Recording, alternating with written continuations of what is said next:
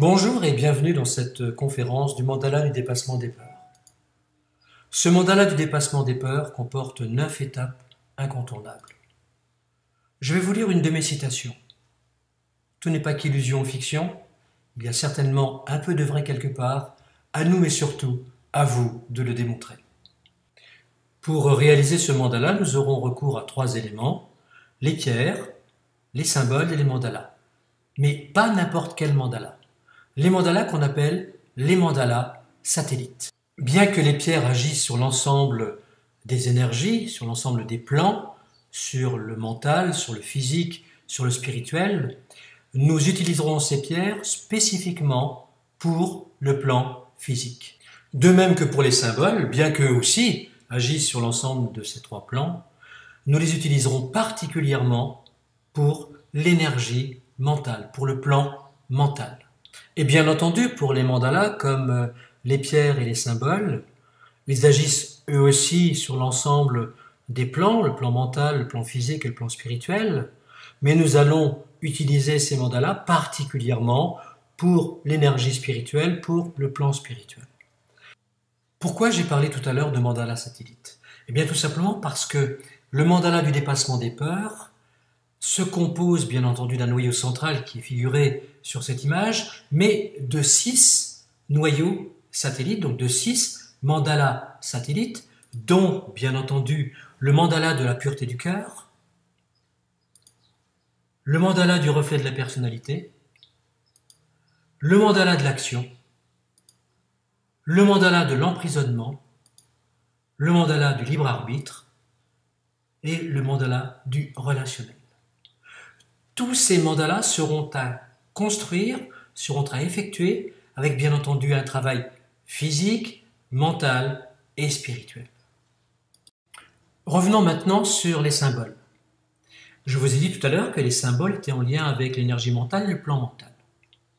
Mais les symboles sont également en lien avec les chakras de conscience, avec certains chakras de conscience, dont l'ombilique, le talus, l'indu, le nirvana, le mana chakra, le guru et le nectar de lune.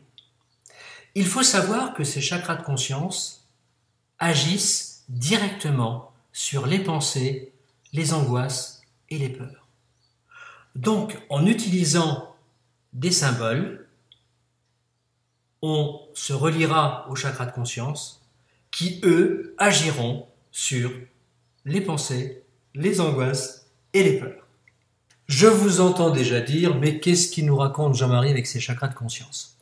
Alors, rassurez-vous, lors d'une prochaine conférence, si bien sûr vous voulez assister à mes prochaines conférences, je vous expliquerai ce que sont ces fameux chakras de conscience.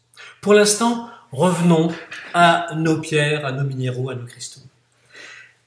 Quand on agit, on dépense. Et quand on dépense, il faut compenser. Eh bien, dans notre cas, les pierres utilisées pour ce mandala du dépassement de la peur seront là pour compenser les énergies dépensées.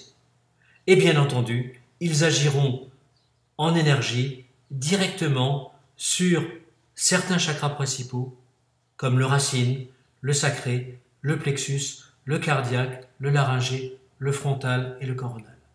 Rappelez-vous que chaque fois que l'on dépense de l'énergie, il faut se ressourcer. Et nous verrons tout à l'heure le principe de ressourcement. Juste encore un petit mot sur les mandalas satellites. Les mandalas satellites agissent sur notre avancée, donc agissent sur les chakras spirituels. Il faut savoir que chaque fois que l'on est dans la pensée puis dans l'action, chaque fois que l'on agit, on développe les chakras spirituels. Là encore, lors d'une prochaine conférence, je vous expliquerai ce que sont ces fameux chakras spirituels. Mais il faut savoir que les mandalas satellites choisis vont agir sur le chakra spirituel du chemin, du rayonnement, de l'harmonie, de la décision, du bonheur, de l'amour et du respect. C'est vrai que pour dépasser les angoisses, il faut développer une confiance en soi, qui est basé sur une réalité de vie et non pas sur une hypothèse de vie. Quelles sont les conséquences de la peur et de l'angoisse? La première conséquence, celle que l'on peut ressentir, c'est une perte d'énergie. Et plus on est dans cette peur, plus on est dans cette angoisse, plus on est mal.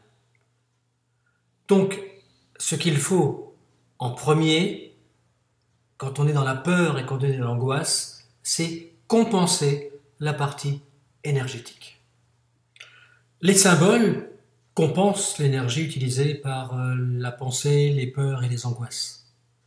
Mais ils ne font que compenser. C'est déjà pas mal.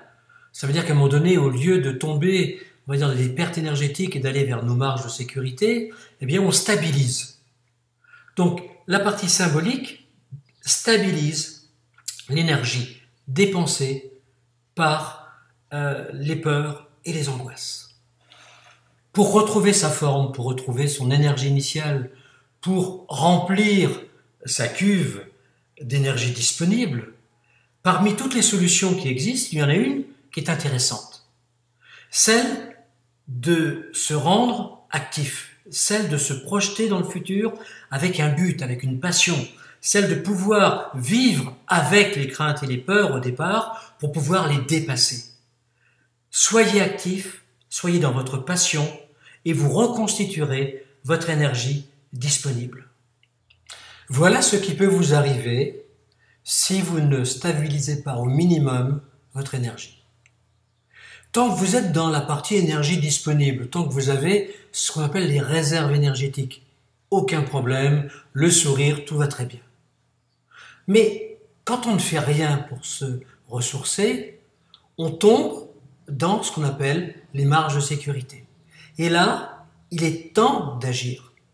Il est encore temps d'agir. Mais dès qu'on tombe dans les réserves de survie, c'est notre inconscient qui prend le relais. Et deux solutions peuvent se faire. La première, la plus désagréable, c'est que notre inconscient va puiser dans l'énergie vitale pour se maintenir au minimum de sa forme.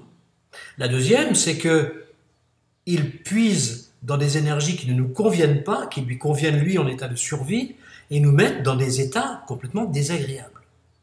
Donc vous voyez que le fait de se ressourcer, le fait d'abord de stabiliser puis de se ressourcer, nous permet d'éviter de toucher à notre énergie vitale ou d'être envahi par des énergies qui ne nous conviennent pas consciemment. Voilà, et bien nous sommes arrivés à la fin de cette première partie du mandala du dépassement des peurs. Il vous reste, si vous voulez, aller sur la deuxième partie pour voir comment construire ce mandala du dépassement des peurs et surtout comment agir pour dépasser vos peurs. Juste encore deux choses à vous dire. Nous fêtons cette année le 10e anniversaire des éditions JMD. Eh oui, déjà 10 ans, le temps passe vite. Et pour ce faire, tout au long de cette fin d'année, eh bien, vous aurez droit et nous vous offrirons des promotions, des avantages, des conférences, des ateliers.